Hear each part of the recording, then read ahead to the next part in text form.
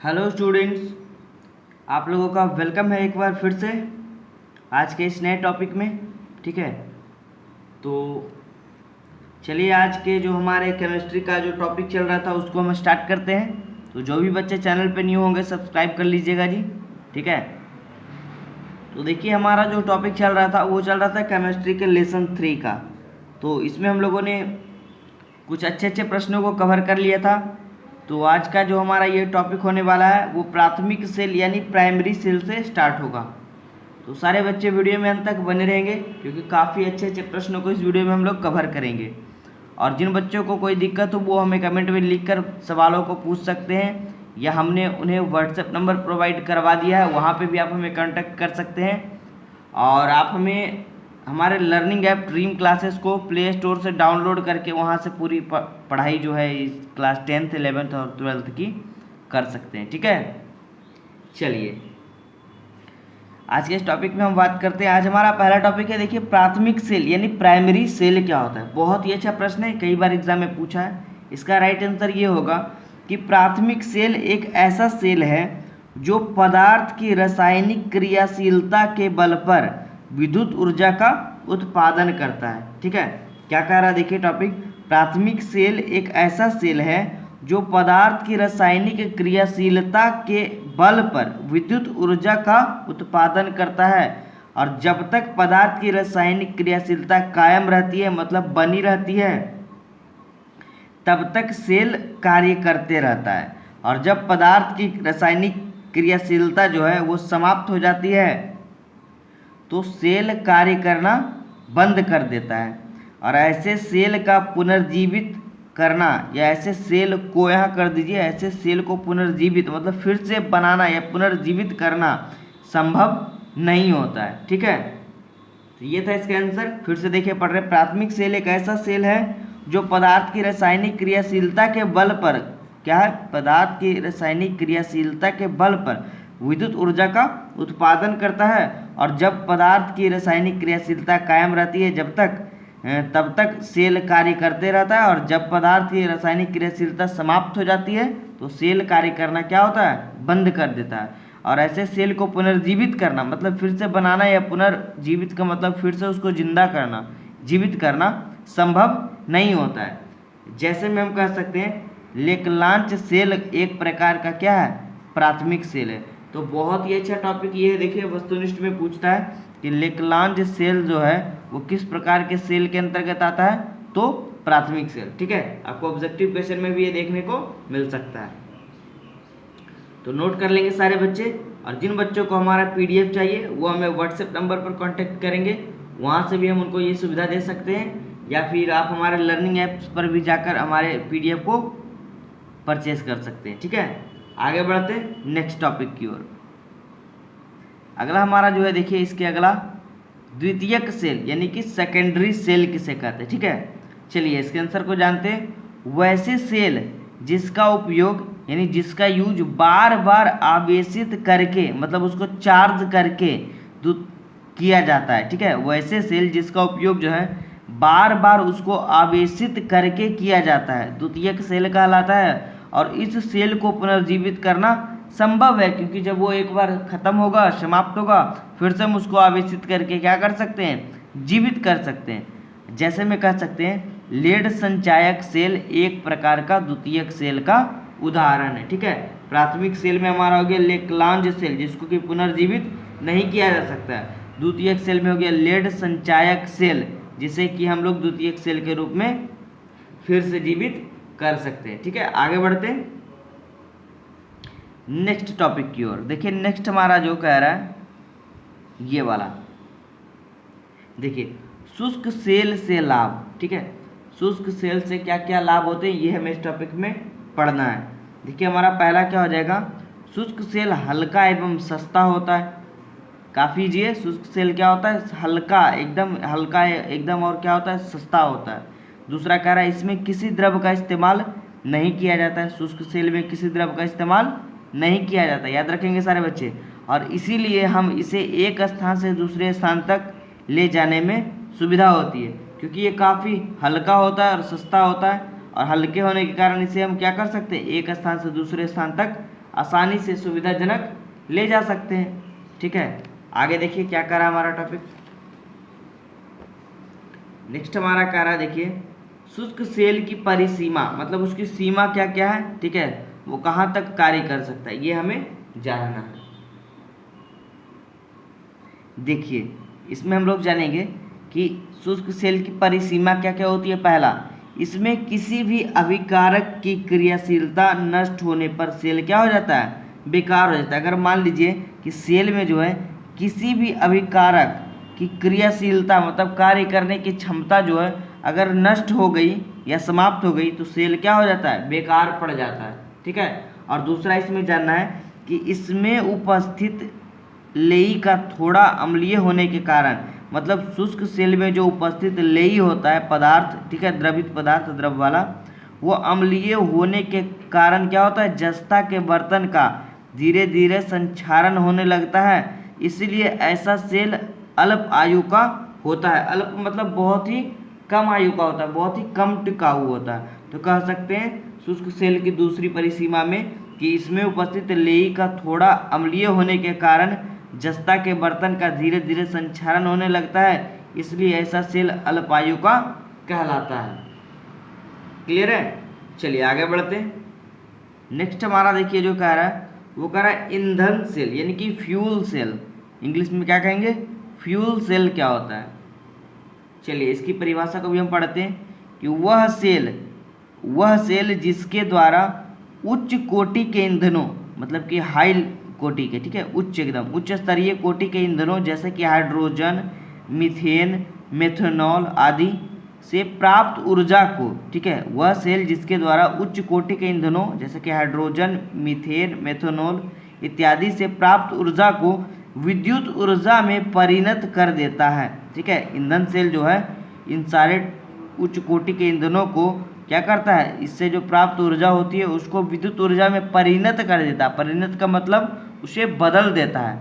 क्या कहलाता है, ईंधन सेल कहलाता है। अब हम लोग जानेंगे इसमें, देखिए हाइड्रोजन, मेथेन तथा मेथेनॉल जो कि हमारे उच्च कोटि के ईंधन के अंतर्गत आ रहे थे, इत्यादि ईंधनों के दहन से प्राप्त ऊर्जा को ईंधन सेल के द्वारा विद्युत ऊर्जा में बदला जाता है। क्लियर है, चलिए काफ़ी इजी टॉपिक था और काफ़ी अच्छा आंसर इसका था। आप लोग अच्छे से याद कर लीजिएगा सारे बच्चे। आगे बढ़ते हैं, देखिए हमारा इसमें कह रहा है नेक्स्ट, ईंधन सेल के लाभ। ठीक है, चलिए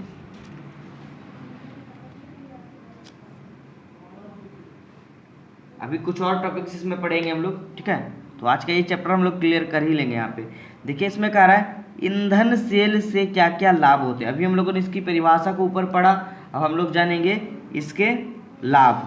तो पहला हमारा है, यह सेल ईंधन के दहन से प्राप्त ऊर्जा को विद्युत ऊर्जा में परिणत कर देता है, मतलब बदल देता है। ठीक है, यह सेल जो है ईंधन के दहन से प्राप्त ऊर्जा को विद्युत ऊर्जा में परिणत कर देता है। पहला उपयोग इसका हो गया, लाभ हो गया। दूसरा, इस सेल की कार्य क्षमता जो है बहुत अधिक होती है। ईंधन सेल की कार्य क्षमता, कार्य करने की जो क्षमता होती है बहुत अधिक होती है, जिसके कारण कम समय में ही अधिक विद्युत ऊर्जा का क्या होता है, उत्पादन किया जाता है। क्योंकि अगर देखिए क्षमता ज़्यादा रहेगा तो वह काम क्या करेगा, बहुत ही ज़्यादा करेगा। ठीक है ना।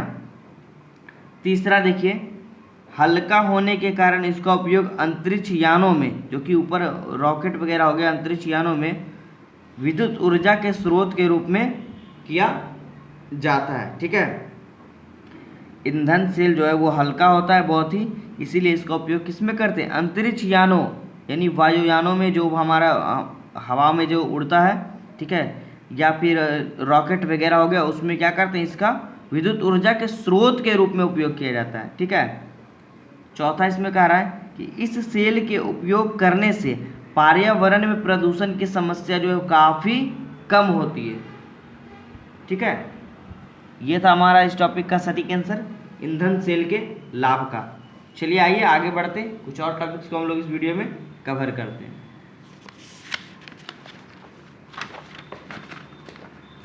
देखिए नेक्स्ट हमारा क्या कह रहा है, नेक्स्ट हमारा काफ़ी अच्छा टॉपिक है और बहुत बार एग्जाम में पूछा है जी कि संक्षारण किसे कहते हैं। ठीक है, यानी कोरोशन क्या होता है, व्हाट इज कोरोशन, या संक्षारण से आप क्या समझते हैं। तो चलिए इसके सटीक आंसर को हम जान लेते हैं और उसके बाद हमें एग्जाम में अगर देखने को मिल जाएगा तो वो हम यही वाला लिख देंगे। देखिए हमारा टॉपिक क्या रहा है, संक्षारण। तो जब किसी धातु को खुली हवा में छोड़ दिया जाता है तो उसकी सतह पर धीरे धीरे लाल भूरे रंग की परत बैठने लगती है, जिसे कि हम लोग जंग के रूप में जानते हैं, जिसके कारण धातु की सामर्थ्य छिन्न होने लगती है। मतलब उसकी जो सामर्थ्य शक्ति जो होती है वह छिन्न मतलब समाप्त होने लगती है, जिसे क्या कहते हैं, संक्षारण कहते हैं। ठीक है, या नॉर्मल में आप लोग कह सकते हैं कि लोहे वगैरह में देखिए क्या कहते हैं, एग्जाम्पल में देखिए लोहे में जंग लगना किसका एक एग्जाम्पल है, संक्षारण का। ठीक, क्योंकि लोहे को जब आप खुली हवा में छोड़ दीजिएगा, लोहे के सामानों को, उसको पेंट नहीं करिएगा तो उसमें क्या होगा, जंग लग जाएगा, जो कि संक्षारण का एक क्या है, एग्जाम्पल है। दूसरा इसमें कह रहा है चांदी का मलिन होला, मलिन का अर्थ हुआ यहाँ पे काला जो हो जाता है चांदी। ठीक है, चांदी का कोई अगर आप कुछ लीजिएगा सामान, जब वो काला होने लगे तो आप समझ जाइए कि उसमें संक्षारण का प्रभाव पड़ रहा है। तीसरा टॉपिक हमारा देखिए तांबे की सतह पर हरे रंग का परत बैठ जाना। आप लोग कभी गौर करिएगा, जब आप कोई तांबे का वस्तु खरीदिएगा, जब वो खराब होने लगेगा तो उसके सतह यानी कि नीचे वाले परत पर हरे रंग का एक परत बैठ जाएगा। ठीक है, तो वो उसका क्या है, सूचक होगा संक्षारण का। क्लियर है, आगे बढ़े। अब देखिए हम लोग जानेंगे संक्षारण होता कैसे। अभी तो हम लोगों ने जाना संक्षारण क्या होता है, अब हम लोग जानेंगे संक्षारण के लिए आवश्यक शर्त क्या है और यह होता कैसे है। ठीक है, देखिए क्वेश्चन हमारा नेक्स्ट यही है, संक्षारण के लिए आवश्यक शर्त क्या है, कब संक्षारण संभव हो सकता है। तो पहला कह रहा है, देखिए इसमें संक्षारण के लिए आवश्यक दो शर्त इस प्रकार है, कम से कम दो शर्त आवश्यक है इसको होने के लिए। पहला हवा, दूसरा नमी या जलवाष्प। ठीक है, क्या होगा, हवा और दूसरा नमी या जलवाष्प, ये दोनों एकदम ही इम्पोर्टेंट है इसको संक्षारण को होने के लिए। ठीक है, नोट कर लेंगे सारे बच्चे जी, ऑब्जेक्टिव में भी ये पूछता है, ये संक्षारण के लिए निम्न में से कितने शर्त होते हैं, दो होते हैं। पहला क्या है, हवा, दूसरा नमी या जलवाष्प। ठीक है, नमी या जलवाष्प समझ ही रहे होंगे आप लोग। आगे बढ़ते अगले टॉपिक की ओर, यानी कि आज के लास्ट टॉपिक की ओर। ये भी देखिए काफ़ी अच्छा और बेहतरीन प्रश्नों में से एक है, जो कि कई बार एग्जाम में पूछा जा चुका है। टॉपिक हमारा है गैल्वेनीकरण या जस्तीकरण। ठीक है, यानी कि इंग्लिश में हम लोग कह सकते हैं गैल्वेनाइजेशन। ठीक है, क्या होता है, यानी गैल्वेनीकरण किसे कहते हैं या जस्तीकरण किसे कहते हैं। तो चलिए आइए इसके आंसर को हम लोग जानते हैं इस टॉपिक में। देखिए हमारा आंसर क्या होगा कि जब लोहे की बाहरी सतह पर जस्ता की परत चढ़ाई जाती है तो लोहे का संक्षारण क्या होता है, रुक जाता है। जैसा कि हम लोगों ने ऊपर पढ़ा कि संक्षारण से बचाने के लिए हम किसी वस्तु पर पेंट अगर कर देंगे तो वो हम संक्षारण से उसको क्या कर सकते हैं, बचाव कर सकते हैं। जैसे आप लोग लोहे की वस्तु लेते हैं, इसे मान लीजिए आप देखिए समझिएगा कि आप एक इस तरह से आप दरवाज़ा एक लेते हैं। ठीक है, ये क्या है, एक दरवाज़ा है। आप इसको अगर ये मान लीजिए ये लोहे का है, तो आप इसे अगर खुला छोड़ दीजिएगा तो इस पर क्या होगा, जंग लग जाएगा। ठीक है, तो इस जंग से हम बचाने के लिए इस पर क्या करते हैं, पेंट कर देते हैं। क्या कर देते हैं, पेंट कर देते हैं। तो पेंट ये क्या है, संक्षारण का क्या है,